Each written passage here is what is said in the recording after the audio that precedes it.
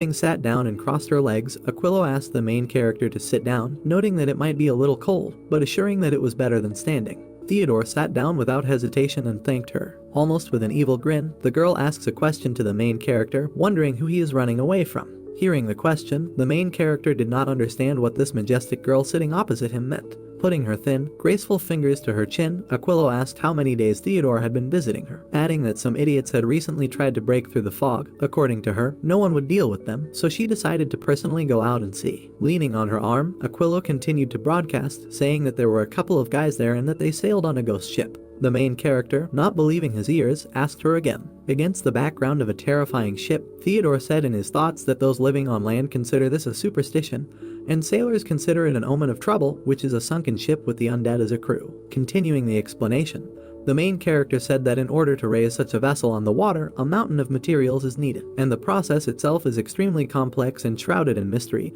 adding that the black magic used in the creation is so ancient that it is only mentioned in ancient archives. Frowning, Theodore realized that they were looking for him on the ghost ship, wondering if Charlotte's necklace was really that important to them. Looking directly at Mrs. Aquilo, the main character asked what she did in this situation. Aquilo asked Theodore, while on her long finger, a water figure similar to origami was balanced. Presented in front of the main character as a true villain, she said without hesitation that she killed everyone. When this information reached Theodore's ears, he couldn't help but feel sadness in his eyes. With an ominous smile, continuing to change the shape of the object in her hands, she said that it seemed at first that they wanted to come to an agreement with her and that she finished off that same chatterbox first. Having made a kind of tube out of the water mass, she continued declaring that the same chatterbox became quieter when he saw his ears with his own eyes, but this was not enough, so she cut off his legs for trying to escape. Aquilo continued, saying that then he wanted to give up, but asking the question of who said it was okay to give up, in the end she cut him into small pieces and fed him to the sharks. Rising from her seat, she headed towards Theodore, telling him that these insolent people had mentioned his name more than once, so in this case, she was going to kill him too. Getting even closer to the frightened main character, she said that she smelled him. In response, Theodore asked what exactly she smelled.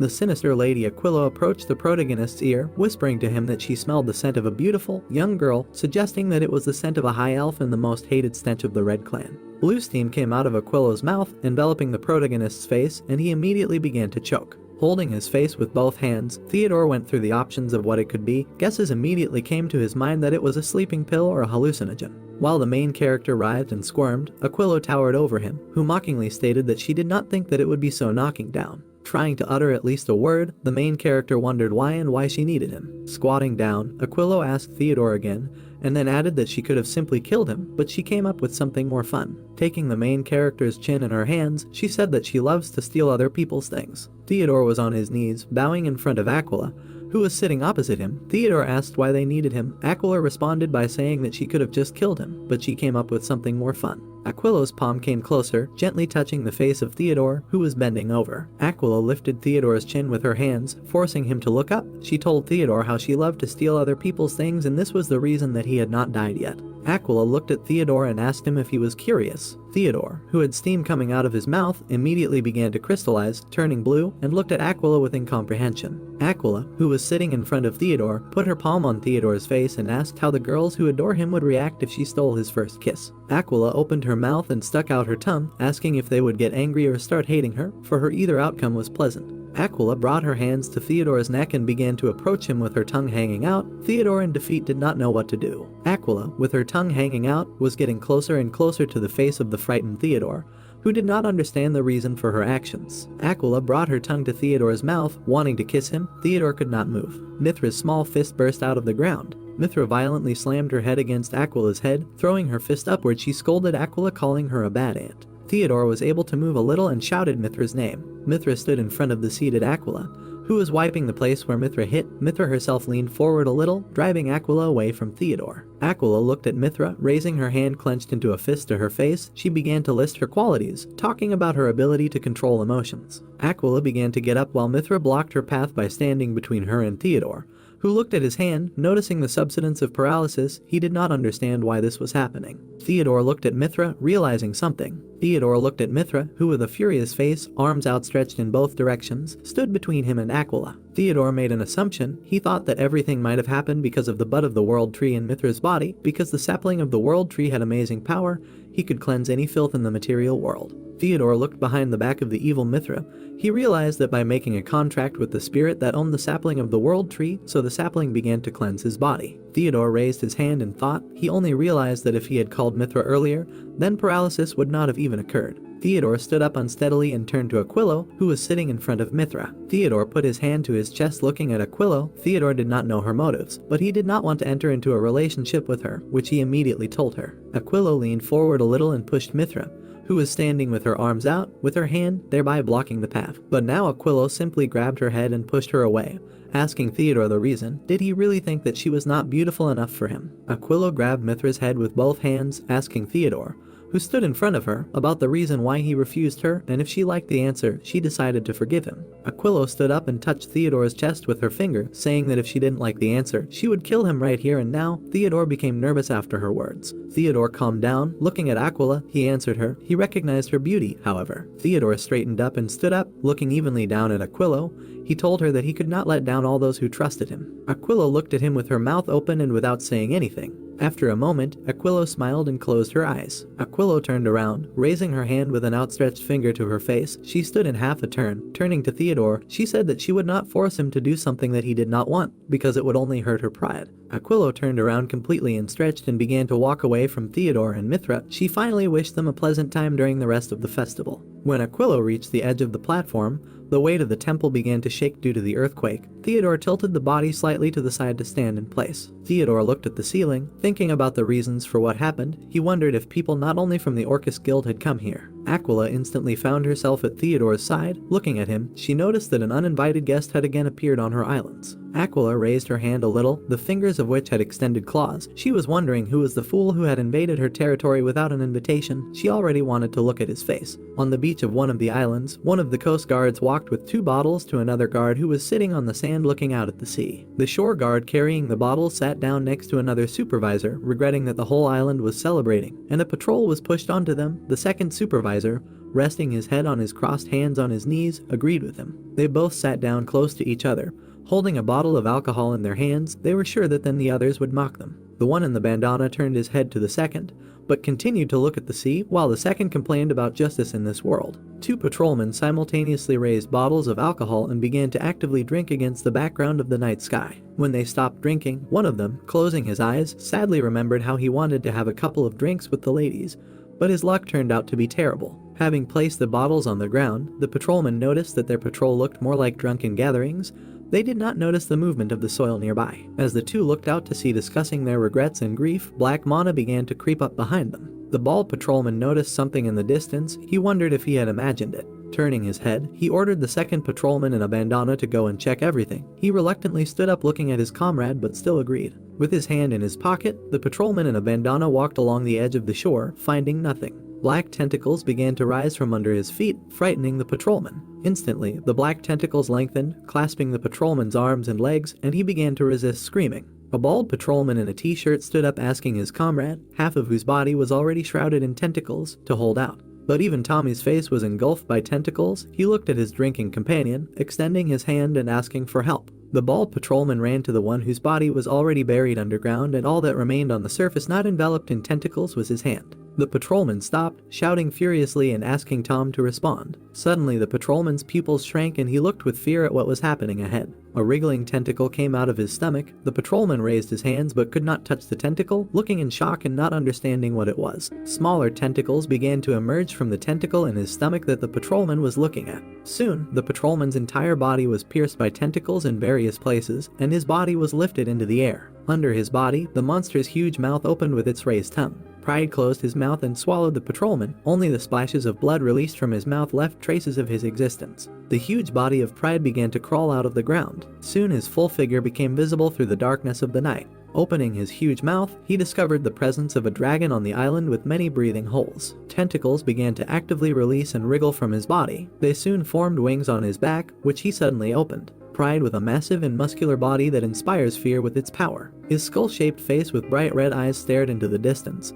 His skin dark, almost black, with shades of purple and red. Pride leaned forward, his huge arms hanging down and his body tense, as if he was preparing to attack. In the hall of the spacious white temple, the rude prayers of a woman were heard, asking for an unpunished prolongation of her sins. A woman dressed in white robes with a hood over her head sat with her hands folded in her knees. She asked her daughter not to become pregnant in order to earn money and peace. Aquilo folded his hands on his sides. It was disgusting to listen to this. Theodore looked at her, expressing his irritation. Aquila looked at the people, sighing. She was disgusted because they were praying, asking to sin with her permission, and they were speaking and praying in complete silence, voicing their desires. Aquila walked up to the pedestal, put her hands on it and ordered all the people sitting in the temple to leave. The people who heard her order froze and stopped praying. Slowly, each of them stood up and walked towards the exit of the temple. Theodore stood next to Aquila, marveling at the dragon's racial fear ability, which allowed him to control the minds of lower beings. Theodore's mouth fell open. He looked at the people with a sad look, wondering if it was possible for the racial ability to control so many people at the same time.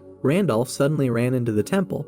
At this time, Aquila next to Theodore was just beginning to enjoy the peace and quiet after the people had left and wanted to meet with the invading creature. Aquila, looking at Randolph, raised her hand, surprised that someone could disobey her order, mistaking them for people who had recently prayed. Randolph's face and entire body froze due to Aquila's magic. After Theodore's cry, Aquilo turned to him and with a smile told him how she almost killed his friend by mistake. Theodore became nervous because of her words. Randolph bowed his head and put his hand on his heart in greeting Aquila.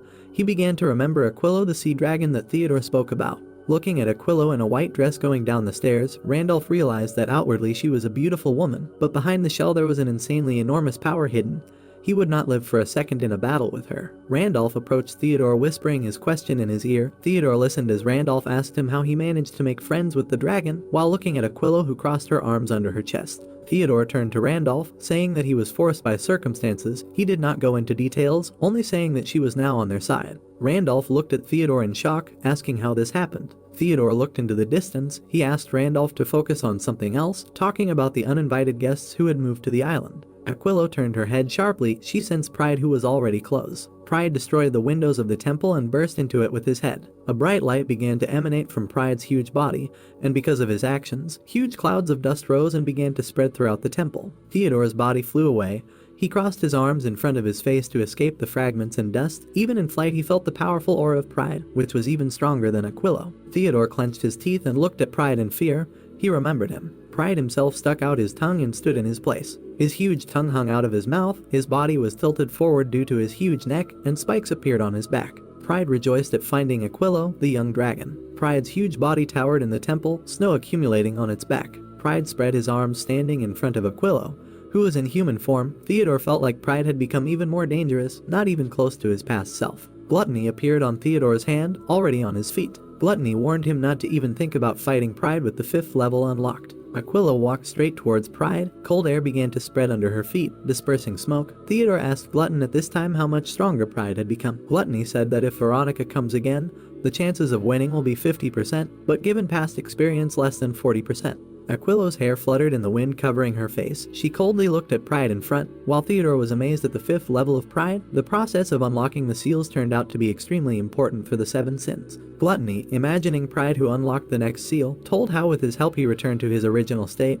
When Pride develops to the 6th level, he will be able to deal with the ancient dragon alone. They looked at Pride standing with his tongue hanging out. Theodore was amazed, because even a being who reached the realm of demigods could not defeat Pride. What then was the 7th level? Pride knelt down, leaning his hand on his leg. Aquilo stood in front of him. Pride became enraged at the sight of Gluttony and Theodore. Aquilo massaged her hand with her other hand. She looked at Theodore behind her and asked him about meeting Pride. Theodore looked at her and replied that he knew him, but their relationship was terrible, after which Aquilo asked if he had come for him. But Pride waved his tongue and interrupted her by saying that he had not come for him and he was not interested in the monkey. Pride looked at Aquilo, his tongue still hanging from his jaw. He asked Aquilo to answer his question. Pride's muscles bulged and tensed. He asked Aquilo if she was ready to become one with him in order to be reborn into an absolute being. Aquilo threw off her cloak with her hand. Lightning began to sparkle in her left hand. She went to Pride and said that there have been too many cockroaches lately and it's time to fix it. Aquilo jumped in an instant, flying up to Pride's head, leaving a trail of lightning behind her. Aquilo raised her fist sparkling with lightning, intending to hit Pride. Aquilo's blow flattened Pride's head.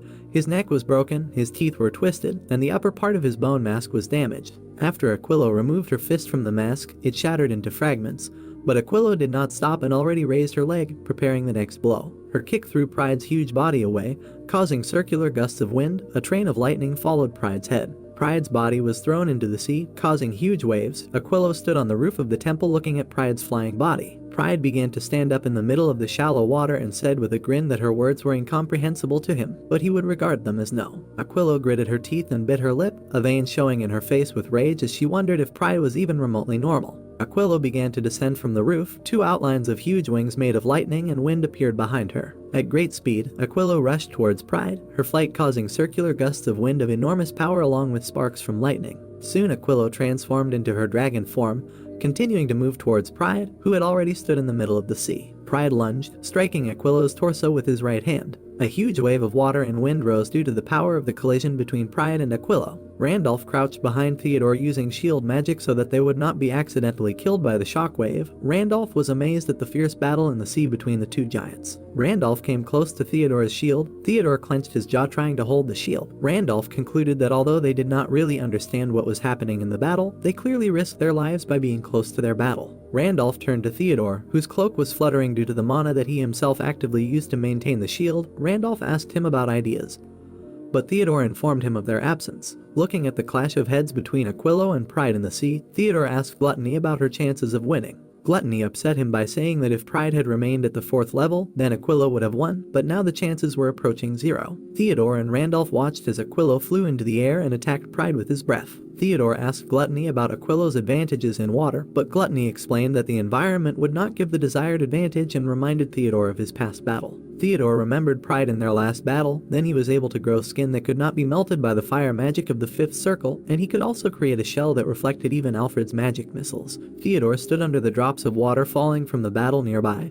He pondered the attacks of Pride based on the arrogance of an immortal. He realized that the sea dragon would never defeat a grimoire from the category of the 7 sins. Theodore called out to Randolph, announcing his entry into the battle. Randolph turned his head to Theodore, beginning to scold him because Pride was beyond his strength. Randolph looked at Theodore seriously, trying to explain that they would die without even having time to intervene in the battle. Theodore crossed his arms looking to the side and talked about his bad relationship with Pride, and if the dragon lost, then they would be the next snack, so they better try. Theodore continued to look away while answering Randolph's question about trust in Aquilo.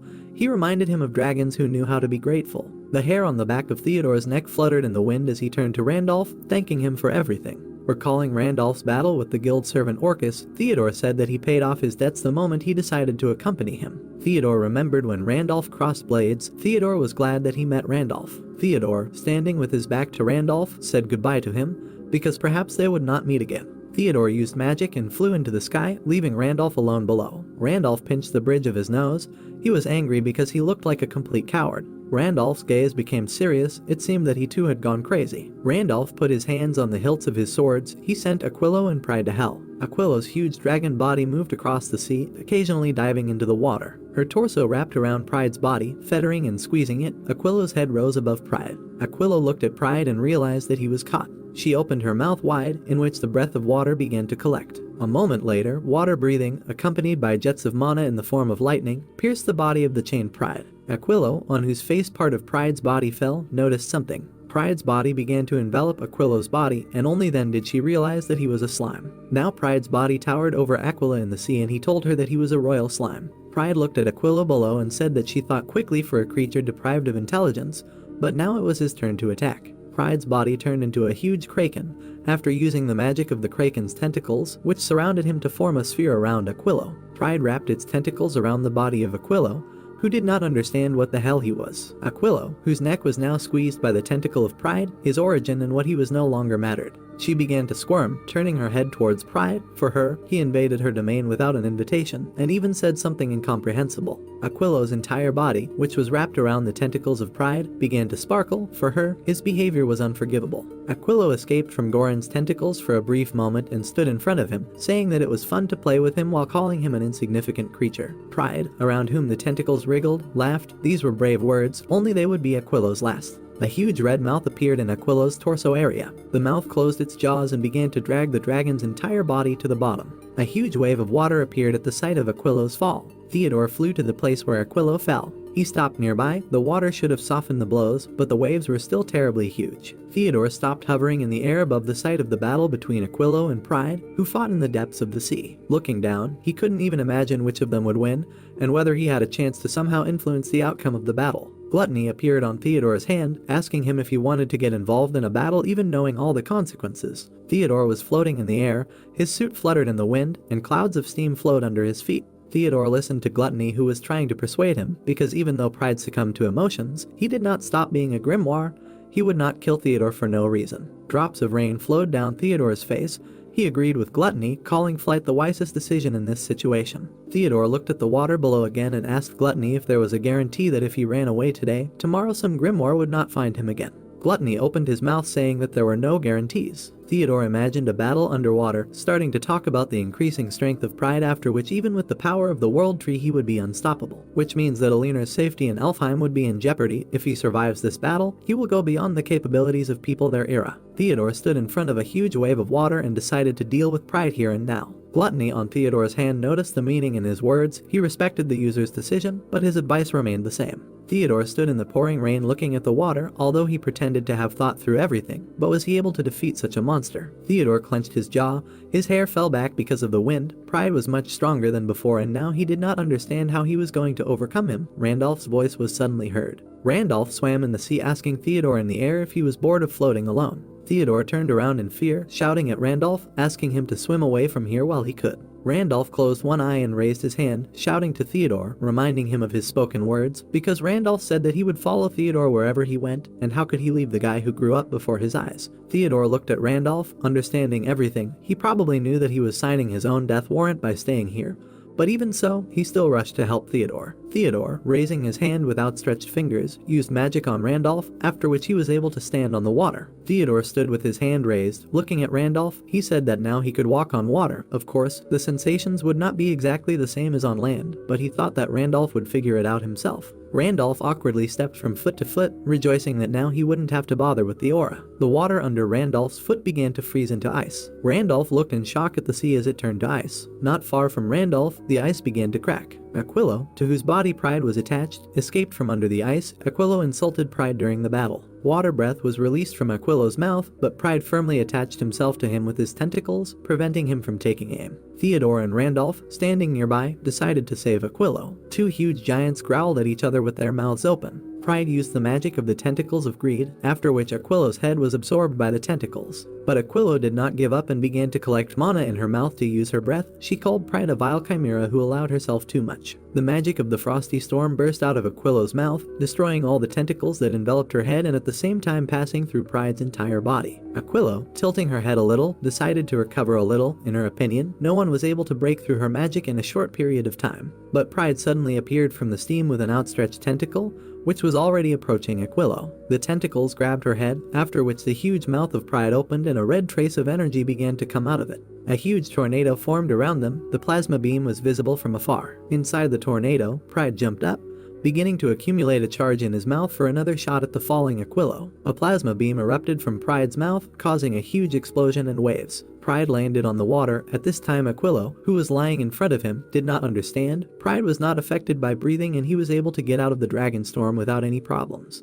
Pride raised Aquilo's body with his newly formed claw, who asked what he was. Pride stood in the sea in the rain holding Aquilo's body in his claw. Pride stuck out his tongue and said that Aquilo had no need to know his origin. Pride extended his tongue even more, smiling predatorily at the upcoming merger. Only Pride brought Aquilo's head to himself with his claw and began to lick it when he was struck by the magic of the sixth circle by a lightning strike. Pride's head and arms separated from the rest of her body, beginning to fall into the sea. Pride turned to Theodore, who was standing on the water and around whom lightning streamed. Pride's entire body was actively regenerating. Arms, tongue, and head were growing. Theodore turned to Aquilo, saying that he knew that she would say not to interfere. Theodore stood up. Lightning appeared on the palms of his hands. He looked at Pride, with whom he had his own hatred. Pride stuck out his tongue. He remembered Theodore again interfering with him. Theodore clenched his fist and smiled as Pride recalled his past flight from the battlefield. Pride went berserk. He leaned forward shouting at Theodore that it was he who lost in the last battle, and if not for Veronica he would have merged with him long ago. Theodore's gaze became cold. His eye narrowed. He told Pride that his logic was terrible and all he did was beat those who were weaker,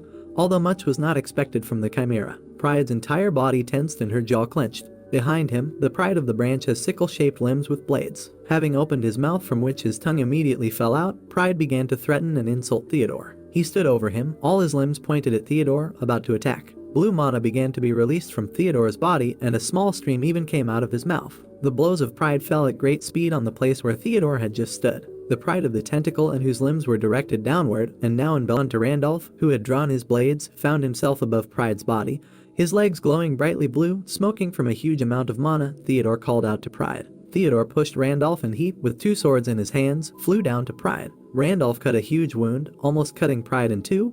Pride screamed in pain, and Randolph continued to fly down, insulting Pride. Pride's wound began to heal, while Pride herself coughed and called Randolph another monkey. Theodore appeared next to the almost split body of Pride. Randolph shouted at him to attack until his regeneration was fully activated. Theodore extended his arms, placing his thumbs and forefingers together with his palms open, mana beginning to gather between his palms. Theodore collected all the available mana in the area. The particles of light frantically approached him. Theodore combined the magic of triple flaming explosion, triple flaming strike, explosion, and flaming attack. A huge pillar of light hit Pride, knocking her down and making her scream in pain. Theodore floated in the air looking at the calming water of the sea below. Theodore descended to the ground, where Pride was already waiting for him in a new form. Pride transformed into a werewolf with white fur and a third eye on his forehead. He was angry that he was forced to try because of what he thought were monkeys. Theodore looked at Pride. He didn't like his new werewolf form. But suddenly Gluttony appeared on his hand and said that Pride was not a werewolf, but was an Ulfachinar. Theodore looked at Ulfachinar in front of him. Gluttony said that they were all exterminated by the king of beasts Fenrir, so he had not seen them anywhere before. Looking at the Pride of Gluttony, who opened his mouth back to tell how the Ulfachinars were higher beings, and werewolves developed precisely from them.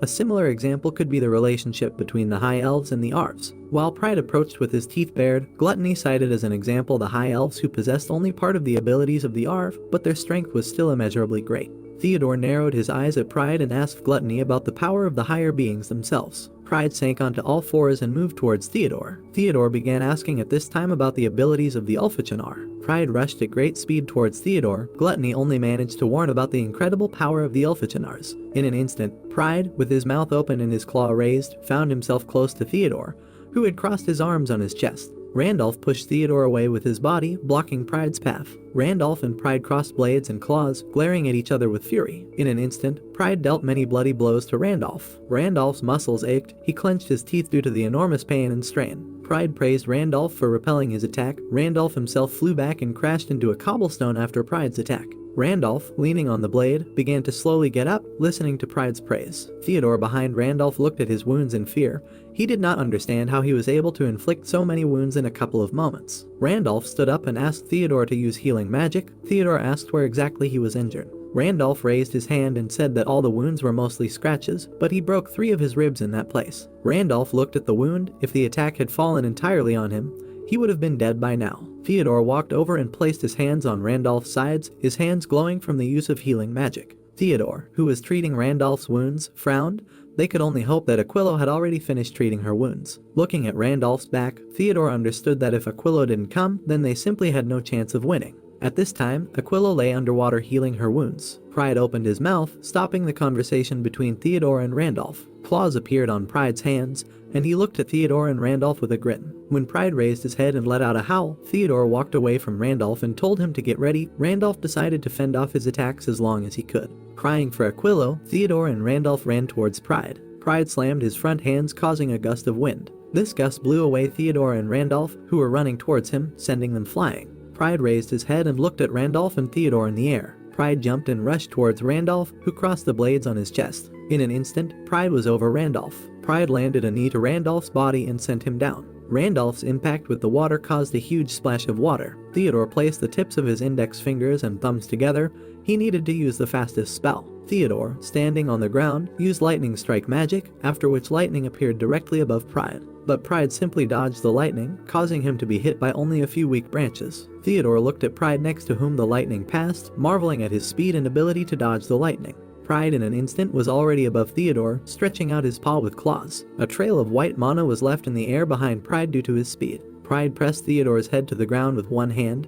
He said that the fight was worthy, but Theodore was still no match for him. Pride let go of Theodore's head as he looked at him. Pride said he was impressed by his endurance, so he was honored to make Theodore his part. Pride raised his clawed hand, intending to kill Theodore. Aquilo, in her human form, cast an ice spell. Pride's entire body instantly froze, becoming covered in a huge layer of ice. Aquilo, clutching the cobblestone that Theodore was leaning on, said that she almost died. She asked Theodore what it was. It was the first time in her life that she had encountered something like that. Theodore tilted his head back and looked at Aquilo, who had finally recovered. Aquilo, holding her stomach with one hand and leaning on the cobblestones with the other, went out to Theodore. Smiling, Aquilo asked if he really missed her. A huge woolly monster, imprisoned in a thick layer of ice, froze with its fanged mouth open and limbs raised in the air. A girl with white hair and in a tight white dress asked the protagonist sitting next to him if he rushed into battle against opponents with whom he had personal scores, hoping that Aquilo would come to his aid. Theodore closing one eye, wiped his wet cheek with his palm and honestly admitted that he really had such thoughts. Aquilo, holding a small blue stick in her hands, grinned and replied that she knew it. The blonde girl placed the object in her mouth and took a deep breath. As the red-haired man kept his hand on the protagonist's shoulder, Aquilo exhaled, amazed that she had lived long enough to have a human helper. Aquilo frowned and looked at Theodore with displeasure, saying that he could consider her power to be his. The girl, without taking her blue eyes off the main character, asked how he was going to defeat this monster, because Aquilo used her most powerful technique, but still could not cope with the enemy. A half-naked Randolph with a serious expression on his face told Theodore that Aquilo was right, and that even if they combined their forces, they were unlikely to be able to win. Randolph and Aquilo looked at the protagonist with blank faces as he raised his head and stated that he had a plan. However, it was unlikely that he would be able to explain everything now. The ice shackles holding the monster back began to thaw, and Theodore said that it seemed like they had no time to talk anymore. Frowning in concentration, the main character said that he needed time, namely 10 or even 15 minutes. Aquilo looked at Theodore with slightly narrowed eyes as he asked his comrades to try to delay Pride at least for this time. Randolph listened with his mouth slightly open and his black eyebrows furrowed as the protagonist said that a man alone could not last even 5 minutes, but with the help of Aquilo, anything was possible. The ice crust began to crack with a loud sound, and small fragments flew into the air. A monster with white fur and red eyes and teeth screamed deafeningly at Aquilo, asking how she dared to interfere and how she had the courage to do so. While Pride, his eyes glowing with rage, glared angrily at the girl and the man, Aquilo doubted that 10 or 15 minutes would be enough for Theodore, and Randolph, drawing his swords, sighed heavily and said that his whole body ached from the mere thought of continuing the fight. The monster raised its furry head upward as the warriors jumped high into the sky, and Randolph promised Aquilo that he would hold out as long as he could. The main character turned away from the monster and his comrades, raised his palm to his face and began to use the rewriting technique. The system reported that the C rank function was launched successfully. The protagonist's eyes turned white and he clenched his hand into a fist while the system asked Theodore to select the author whose consciousness he wished to overwrite. The protagonist furrowed his thin black eyebrows as the system offered him a famous shaman of the eastern continent named Leonson and the greatest summoner of the past named Saint Tomer. Theodore raised the corners of his lips and said that now they need Saint Tomer. The main character was engulfed in a blue fog, and the system informed that the download of the essence of Saint Tomer into Theodore's body had begun. Randolph, crossing his arms with two red swords in front of him, quickly approached Pride from above. When the man tried to strike the monster with both weapons, Pride put his hand out in front of him, and the collision caused a vibration in the air. While Pride, grinning with rage and tension, fought with Randolph, Aquilo appeared behind the monster, raising her clenched fist to strike. The woman attacked Pride in the back, and he arched and screamed loudly, and Randolph flew to the side. A man with brown hair, wearing a long blue cloak, looked at what was happening and asked why he was called. Saint Tomer said thoughtfully that at the moment that Easterner named Leonson would be much more useful here, but the main character asked the man to look at his plan first. Saint Tomer crossed his arms and furrowed his brows in confusion, not understanding what Theodore meant. Suddenly the man froze, as if he realized something, and the main character asked the mentor if his plan was feasible. Tomer pulled his lips into a grin and called the main character a brat, saying that he came up with a brilliant plan. The man began to look at his palms and think that his student had really prepared everything, for this body had much greater magical power and sensitivity than the body of Saint Tomer. Saint Tomer also noticed a door to another world on his left hand. The man put on a confident expression, waved his cape and shouted that, no matter what happened, the guys should not allow anything to interrupt Sin. The man slammed his hands in front of his face, looking at the situation with serious eyes. The man clapped his hands loudly and shouted at the top of his lungs that he was knocking 3 times and turning the handle to open the gates of the burning world, addressing a certain gentleman. A bright blue light appeared in Saint Tomer's eyes and hands as he silently begged for everything to happen faster, and thought that the spell was not just a series of spoken words, but the result of incredibly complex calculations expressed through language. The man flexed his fingers and smiled, thinking that the mentor was single-handedly completing calculations that a whole group of magicians should be working on, and his actions could not be described by such a trivial word as calculations. Pride wrinkled his nose, bared his teeth and called St. Tomer an impudent man, looking at him with enraged eyes. The monster jumped high and prepared to hit the man with its clawed paw, asking what this incapable insect wanted to achieve with his tricks. Suddenly, Aquilo took down Pride with a kick and screamed that now it was Randolph's turn, calling him Goldilocks. Randolph sat on the ground, ready for battle, while the monster, which was thrown into the air, quickly fell down. Randolph frowned and bared his teeth, looking at Pride with green eyes full of hostility. The man rose from the ground, bringing his swords to the back of the approaching monster. Randolph moved around Pride at breakneck speed, attacking him with his red swords and calling the monster a freak. The man frowned and said with confidence that he would not allow Pride to get to the main character and even lay a finger on him. The monster hit the ground with its powerful paws, raising columns of dust and sand, and called its opponents arrogant cretins. Pride roared deafeningly, opening his huge mouth, and ordered not to interfere, while the monster, throwing its head back to the sky and spreading its paws to the sides, screamed shrilly. Randolph sat with his arms crossed and thought that in this way he would not be able to hold out even for 5 minutes. Randolph, sweat and rain running down his face, glanced at Theodore, thinking that he and Aquilo were already at their limit. St. Tomer, raising his hands with intertwined fingers to his lips, quietly recited an incantation reminiscent of a prayer. The man opened his palms and looked at Charlotte's necklace hanging from his fingers, the red stone in the center of which shone brightly. St. Tomer was delighted that the one to whom he had addressed accepted Charlotte's necklace as an offering. The man, whose eyes looked tired, thought that now all that was left was to call upon the summoned entity and give him enough strength to open the gate. Suddenly, Tomer flinched and his blue eyes widened in shock. The next second the man chuckled quietly and said that nothing would work out between them. When the main character asked why this was so, St. Tomer, clutching Charlotte's necklace in his hands, gave an analogy to fishing when a fish is a summoned creature. When Theodore suggested that the summoner was the fishing line, St. Tomer, with his eyes closed and smiling, clarified that it was not the summoner himself, but his soul, and their fish had now taken the bait. Hiding his face behind his hands, the man said that now all that remained was to catch the fish, and Theodore asked if St. Tomer meant that it was impossible to pull out the fish. A red glowing ring of fire appeared on the ground around St. Tomer while he explained to Theodore that they were a little short of strength, and if they started to pull now, the line would break, and in this case the protagonist's soul would be in danger. Tomer grinned and said that it was time for him to leave. The system informed the protagonist that the St. Tomer entity was requesting completion of the quest. The system also informed that after reviewing the status of the quest and the current situation in connection with the unexpected request of the object, the request of St.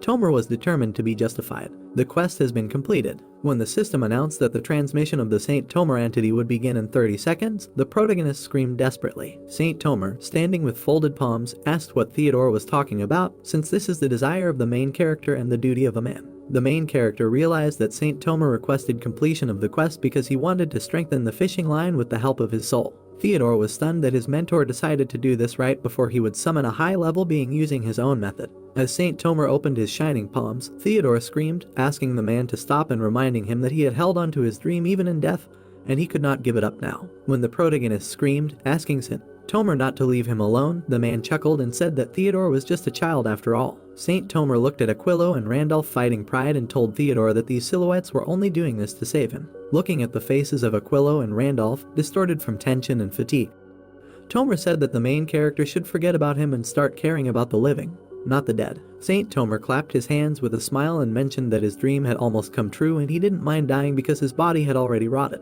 The man pointed his open palms, glowing with red light, towards the ground. With a confident grin, St. Tomer declared that it was time to act. The man's fingers began to dissipate as if they were made of sand. The system reported the start of the transmission of the entity of St. Tomer. The man scattered in the wind asked the main character if he had received all the knowledge about spells and magic circles from his mentor.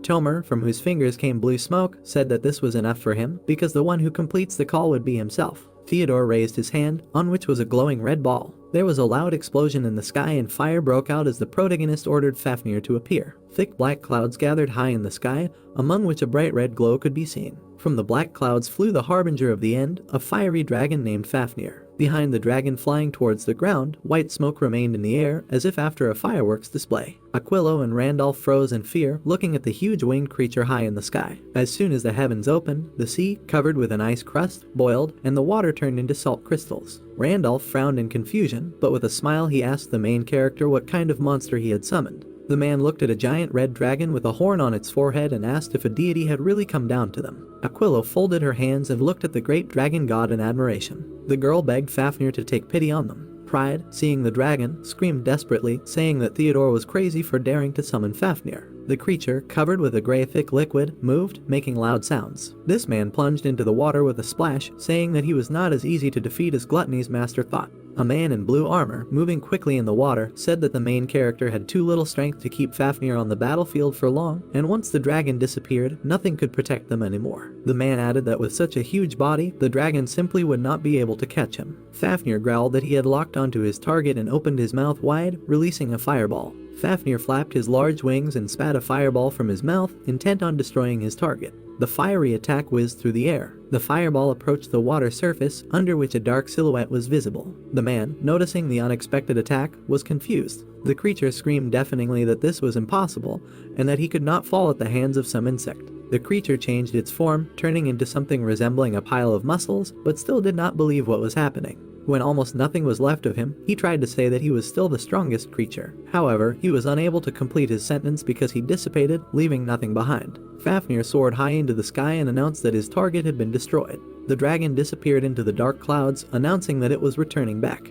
The main character looked up with his mouth open while raindrops fell on his face. A second later, a heavy downpour began, but Theodore did not move and continued to stand, clenching his palms into fists. The main character relaxed his palm and asked his mentor if he saw what happened. Looking at the cloudy sky, Theodore said that everything worked out for St. The main character closed his eyes, exposing his face to the pouring rain, and thought that he no longer heard the voice of Saint Tomer, but their souls merged together and now the mentor will always be there. When the main character concluded that this thought consoled him, splashes of water flew into his face. A moment later, the main character plunged into the water with a loud splash, rapidly falling to the bottom. Aquilo, who found herself in the water, with a deft movement grabbed Theodore under the back. Looking at the main character, Aquilo said that he uses outrageous methods. As air bubbles came out of the unconscious Theodore's mouth, Aquilo said that his summoning magic was clearly too much for her. The next moment, the girl quickly headed towards the surface of the water, holding the main character in her arms. The girl sighed heavily and looked warmly at the main character, saying, "This was the most eventful day in the last 1,000 years." In a bright room, there were 2 potted flowers on a wooden window. The main character opened his dark eyes. Theodore, who was shirtless, stood up on the bed and asked where he was, and Gluttony immediately responded. The magical grimoire looked at the protagonist with a smile while he asked what happened to Pride. Gluttony stuck out the tip of his purple tongue and briefly replied that Pride had been destroyed. Theodore frowned, asking if the magical grimoire was sure of this. Gluttony nodded and with a joyful face said that there was not a single cell left of Pride, and it would take him at least 10,000 years to reappear in this world. The main character, dressed in light trousers, did not understand how something could appear again after complete destruction. Gluttony explained that people like him and Pride do not reside in their original bodies, and in order to penetrate into a lower dimension, they use the simplest form that limits their abilities to a minimum. When the protagonist asked if the real body remains in another dimension, the magical grimoire confirmed this. Theodore, looking at Gluttony, asked him if it was then possible to destroy them there. The magical grimoire replied that this was not possible because the 7 deadly sins in their original form are divine beings that feed on the information and power of an infinite number of dimensions. When Gluttony said that even if he summoned all the deities from this world, everything would end in a bloodbath, the main character answered upset that he didn't seem to even think about such a thing. Gluttony laughed and said that Theodore had already proven himself as a resident of this world, and he had better focus on what he was doing now. The main character smiled awkwardly, saying that this compliment was strange, but it was part of the charm of Gluttony. Gluttony hid, and Theodore let out a startled sigh when someone entered his room without knocking.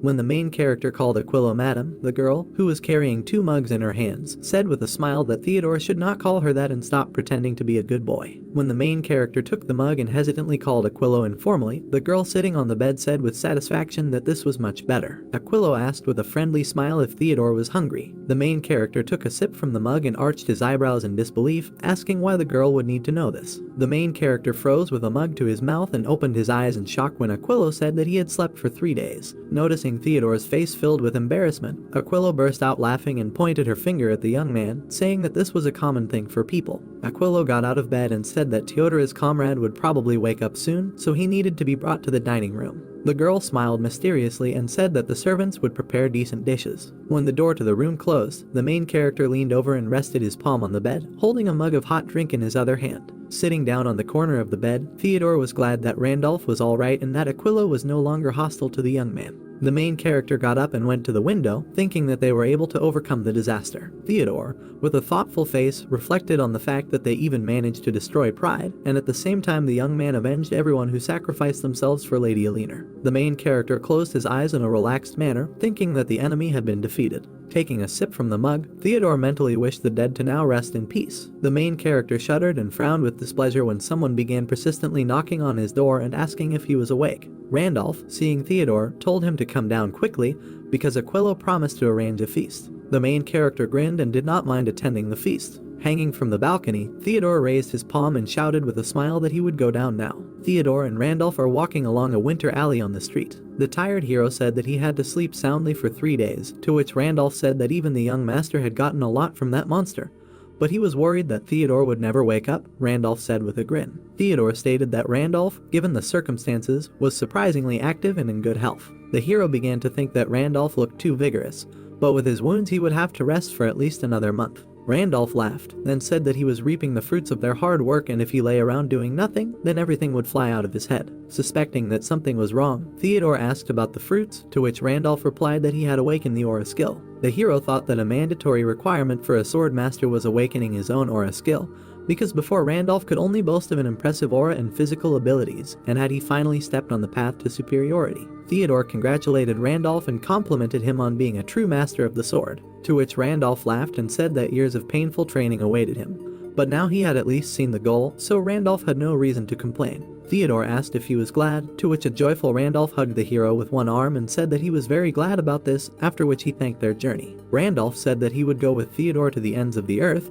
Then the hero said that he was a storyteller and why he then hesitated before the battle with pride. An excited Randolph noted that everything ended well, so there was nothing wrong with it. Approaching some square, Theodore asked Randolph where they were because it didn't look like a dragon's lair. Randolph noted that she was talking about her villa, an island on the outskirts of the archipelago, a restricted area for pirates. Theodore whispered the word villa, then thought that it was true, dragons do not have to sleep curled up in a cave. A voice was heard from above Theodore and Randolph saying this way. The hero thought it was a dragon word. Randolph immediately told them to check the area where the voice was coming from. The hero and Randolph opened the huge wooden door and went inside. They were met by an incredibly beautiful blonde girl in a white dress named Aquilo and said that they managed not to get lost, after which she asked if they were here for the first time. Theodore confirmed this hesitantly while simultaneously looking around the spacious room. Aquilo asked them to sit down and announced that she had prepared something and therefore they would have to postpone talking. Theodore, Randolph, and Aquilo sat down at the snow-white table, after which the girl shouted to the servant to bring food since the guests had already arrived, to which the servant listened to her and brought food to the table. Theodore, having learned that it was a chicken, was speechless because it looks very appetizing, according to Randolph, swallowing his drool. Aquilo said she doesn't know if the food suits their tastes and hopes they like it. After a while, they filled their mugs with wine. The three of them raised their mugs and shouted for health. Randolph took a piece of chicken and took a bite of it. This chicken turned out to be too tasty for him that he began to try everything on the table. Theodore, seeing this, noted that Randolph should at least be ashamed. The hero thought that this table was like being at a king's feast, but the point is not only in the high-quality ingredients, but also in the incomparably skillful way of preparing them. Randolph continues to eat without ceasing to slurp, and opposite him, Theodore yawns from fatigue. Theodore wondered if the original dragon, known for her passion for primitive pleasures, could the rumors about her taste preferences be true. Aquilo took a napkin and began to wipe her mouth, saying that the dinner turned out to be very tasty. A smiling Aquilo asked how they thought about the quality of the dishes served. Theodore said that this was beyond praise, because this could only be tasted at a royal feast, and Randolph said that he was not an expert in food, but was still delighted. Aquilo was shy and offered to resolve the issue with her debt to them,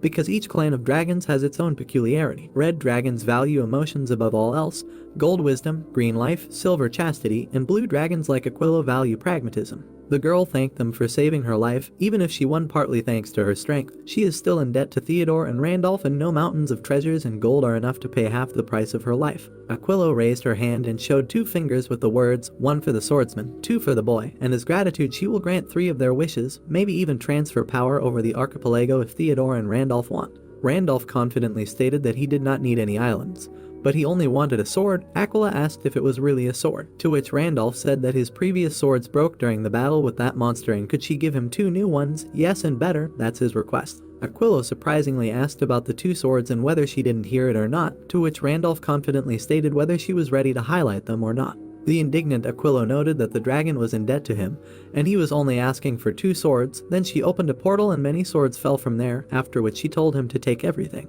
Continuing to be indignant, she said that she was annoyed because her life was equated to 2 pieces of scrap metal. Joyful Randolph did not expect a huge mountain of swords and approached the portal from where swords were falling. Aquilo also added armor to the swords, which also broke during the battle. The armor fell out of the portal and fell on Randolph. Looking at this, Aquilo said that he should take whatever he liked, because this is not a bonus, but it just seems more like the truth to her. A very happy Randolph asked him everything here, then said that he had never known such luxury in his entire life. The girl turned towards Theodore and said that it was his turn, and asked him not to disappoint her. The hero confidently said that he wanted her to put an end to all activities on the pirate archipelago, to which Aquilo replied that Theodore had unusual requests, then apologized because such things were beyond her power. Aquilo gave the archipelago its current appearance, but pirates lived here long before her arrival and she has no right to disperse them. Then she declared that she could only kill everyone or destroy the islands. Then, the disillusioned Theodore wanted her to stop protecting the archipelago and asked her if it was within the limits of her power. Aquilo said that she could do it as easily as possible, and if Theodore wanted, he could do it right now, after which the girl spoke about the second wish and warned about the last chance and that he should think well. Taking the pen in her hands, Aquilo was ready to write down Theodore's wish. The hero thought about what to ask Aquilo. There were thoughts about the original, but it would make sense if her lair was full of books. But apparently she is not interested in such things. Then he thought about the destruction of the Orcus Guild, but he is not yet aware of their structure, and the patron has not yet been revealed.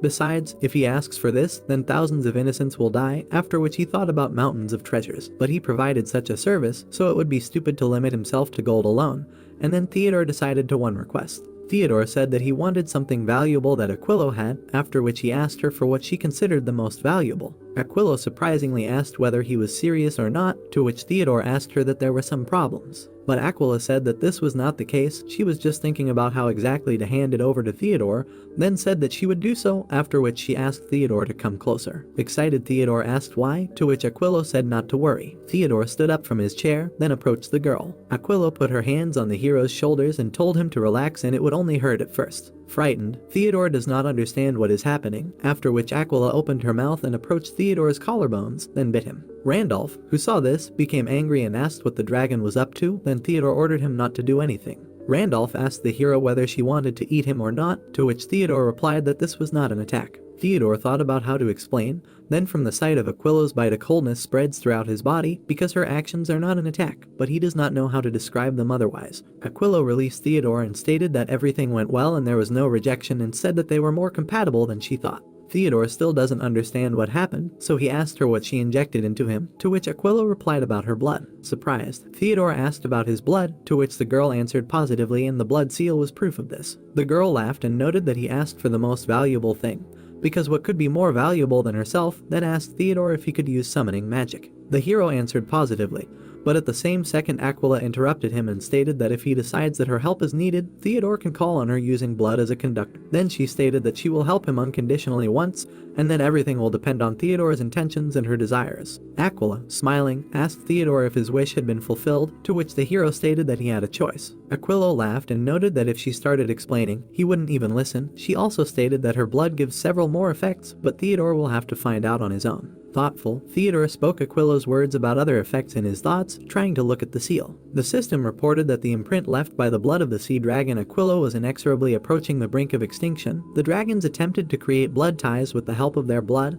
The seal was the result of their experiments. The system also reported that the imprint class is treasure. The creature increases the user's proximity to the water element. The user receives the blessing of the sea dragon, allows him to summon the sea dragon Aquilo, and after all the conditions are met, Theodore will be able to use the words of the dragon 3 times a day. Theodore thought that he would be able to use the words of a dragon. He expected an increase in predisposition to water magic and the blessing of Aquilo, but words are a matter of a completely different scale, because an ability that only dragons possess in the physical world. If Theodora endowed such a skill with a seal, then there is simply no price for it. Theodore and Aquilo went to the window, then the girl announced that it was time to fulfill her first wish. Aquilo waved her hand towards the open window. On the street, something thundered, then Aquilo said cancellation with the word of dragons. Something continued to rumble on the street, after which Aquilo declared that everything was ready. The girl leaned on the windowsill and noted that the island was now completely free from her influence, and she would move to a new lair. Theodore, looking at Aquilo, declared that the pirate archipelago would be completely destroyed.